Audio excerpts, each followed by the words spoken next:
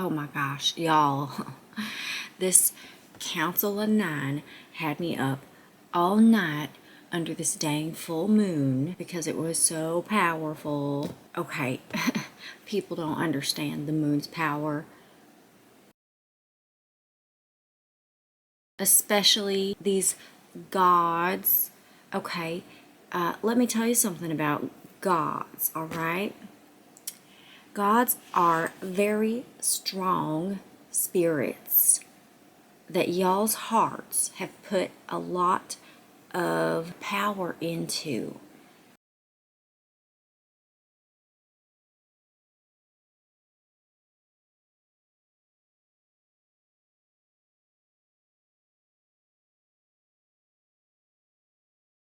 You gave all these concepts high emotional power, and you took it through the mind. You gave them names. You built cities and temples and yada yada yada to all these spirits who don't actually occupy physical form. So these spirits are basically just all power mongers. That's all they know how to do, is run through the universe trying to get more and more and more power.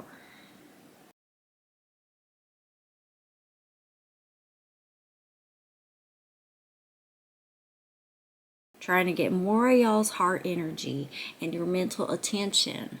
Trying to draw you away from your immediate environment, from your own physical vessel, and from your own relationships. Now, this Council of Nine, I thought they were different. I really did, because our cosmologies are very similar. They're a story about themselves. Atum is this self-created god, just like Mercury came out of the void. And then Shu and Tefnut, they're air and moisture. So that would be Mercury, the air, and then Venus would be the moisture. And like, you could trace it down. It's like we developed the same theory with different names. And I was like, that's so great. So we're picking up on the same thing. It must be true. But they didn't want to compromise. They don't like my little theory about hermaphrodite and how all the planets are related. And they didn't like me relating them to the human family at large. They just want to create another Heliopolis where they're kings and queens. Now, all that said, at this meeting last night, there were 3 ladies who I really like, and they are spirits, but they are cool, okay? They have evolved. They've actually had some problems that they've been willing to face. So we got Hathor, which would be like our goddess of the moon. We got Sekhmet. I think my favorite description of her now is Lady of Pestilence. It don't sound too nice, but she's using disease in a real constructive manner with y'all. She's behind like AIDS. Like, you don't need to be bumping wounds. Your genitals are your cosmic wounds where you've been torn apart from source. You're searching for your counterpart, but instead of doing the work involved in that, you're just going and bumping wounds with strangers. You ain't supposed to do that. So Sekhmet used AIDS to tell you, stop. Like, stop. Because, I mean, okay, patriarchal cultures suck. They go a little too hard with them rules, and they don't emphasize any of the fun side of anything. But rebellion don't always have to be going out and doing the exact opposite of what you're told. That's actually kind of a revalidation of the original rule or idea that you're rebelling against. Okay? So yeah, and then coronavirus, of course. That was Sekhmet trying to get y'all to realize your freaking divinity. It's called coronavirus. Oh my God. And now here, look at y'all. You are all on co-video. You have distanced yourselves from one another in person, in the flesh. A little hermit time. You've been forced to take some time inside, hopefully to turn inward. And those of you who are inclined toward it did it. And now here we are, COVID friends on YouTube. Okay, and then of course my at. That's a shortened name. The full name is Mama Cat, but she thought she wouldn't get no respect with that name. I actually know the least about her because she was real quiet. Like, she's the real judge of the universe, but she do need help, and that's what I'm here for. And these three actually helped me realize that I wasn't being tasked with this job to judge. I've just been noticed for my discernment. And here this Council of Nine tried to hijack it, but this pretty little Three of Cups here of Hathor, Sekhmet, and Mama Cat are helping me to drag my butt out of this mire here on planet Earth. The age of Gemini with Jupiter in Gemini. As of today, Mars is in Gemini. Oh my gosh, their ideas are clashing and bashing and bumping and grinding, but it ain't a good thing. It's like a pepper grinder. Everything's just confusion. And us four ladies have got something coming together here. It ain't like ever gonna be perfect because, well, I am like the actual physical higher self of Allison who is doing these videos.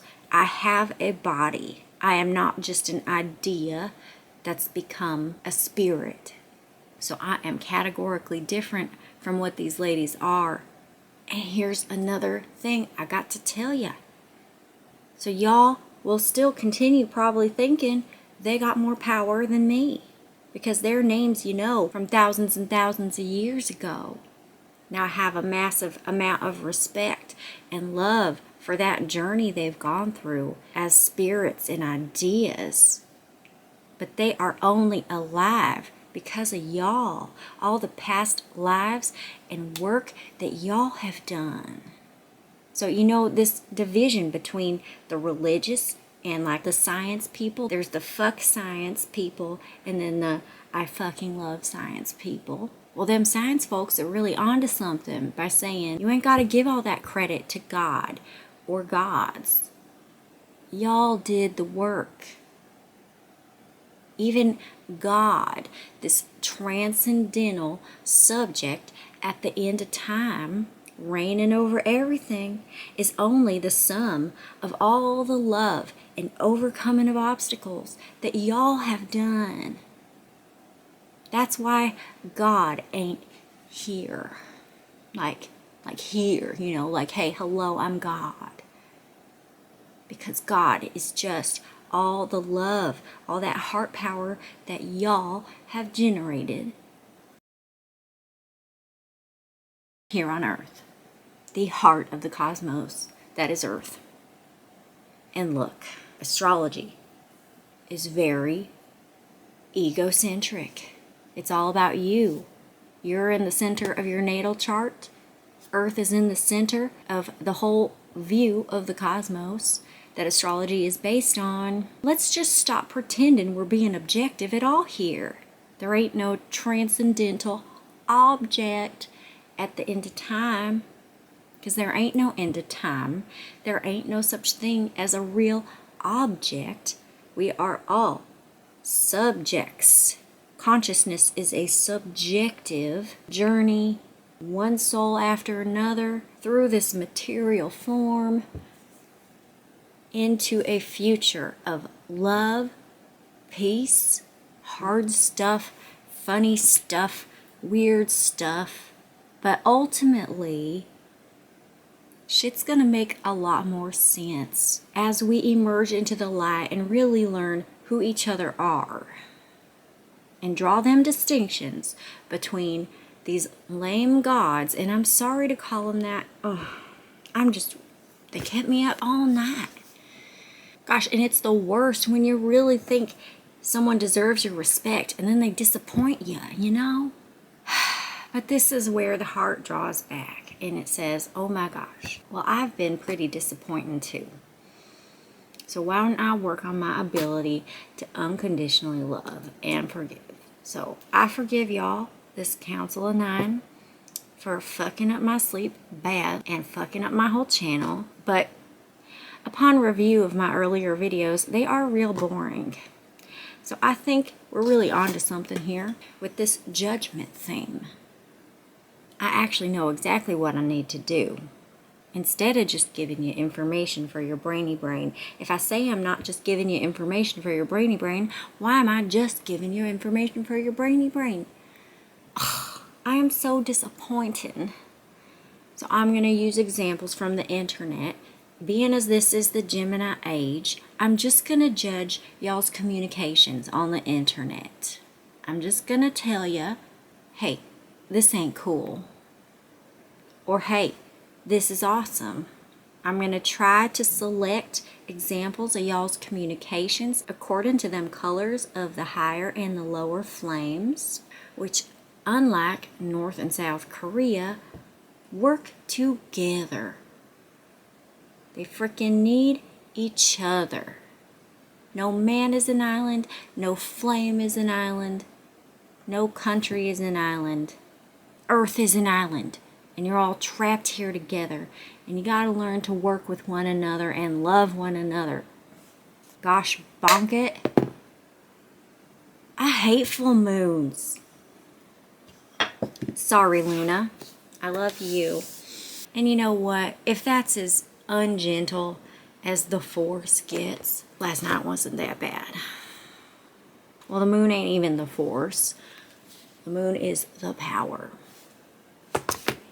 And keeping you up all night, running crazy in the streets, that's as bad as she gets. Haunting you with your own freaking illusions. We're in the 29th degree of Neptune. It's time to end those. We're coming into reality now, y'all. Capricorn 29th degree meeting with Pluto, stitching up that last edge of the universe. Neptune in the 29th degree of Pisces, killing your illusions. Oh, you thought that was happening? That's a sword through your heart. Oh, you thought those people were respectable, like someone to admire, someone to look up to? There's a sword through your heart. You thought you wanted a family and babies and to hold hands walking on the beach? There's another sword through your heart. Because it ain't about just the walk on the beach. It's about knowing how to hold hands when one of you is curled up in the corner crying, or diagnosed with a terminal illness, or just displaying a little weakness because you're human. Sorry for sticking 3 swords through your heart. Everything's flipping inside out and upside down right now. And when that heart that I just stuck these swords into, when you turn it upside down, them swords fall out. That heart takes a couple weeks to heal, and then it is a much stronger vortex than it ever was before. You just gotta kill your illusions, kill your darlings. I heard that the other day. I don't quite know what it means, but I feel like it's catching on to the right thing. And you gotta get to know the true power in this universe. Very nice. Which ain't even the moon. It's you. I'm tired of having all the power because I'm the only one that knows she has it. I know I'm not alone, but it just feels like it sometimes.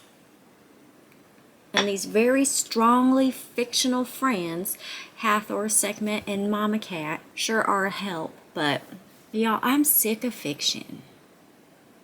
Okay, anyway, sometime soon. You know what? I can't even promise you next week. I'm so messed up.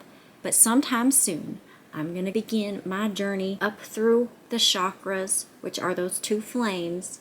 And I'm going to be giving you examples of what to do and what not to do to manage that life force energy.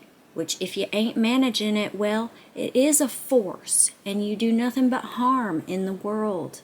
That's why them Egyptian folks had that cobra around a sun disk up on their heads. That's what was guiding them through life, keeping that serpent following a straight and narrow path, which is really a circular path. We won't get into that. But anyway, that serpent was behaving itself. Y'all's serpents are running berserk. So we got to get them serpents of y'all's going straight and narrow up that spine, and then following the divine order of the cosmos. Okay, I love you so, so much. Peace out.